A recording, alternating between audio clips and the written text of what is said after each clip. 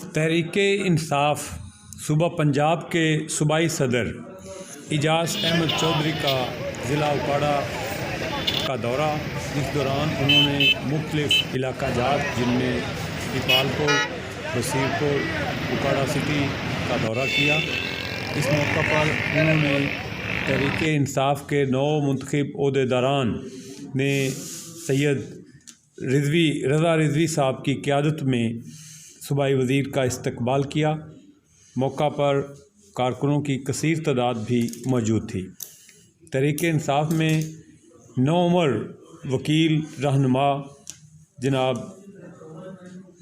بلال عمر بودلہ صاحب نے تحریک انصاف میں شمولیت کی۔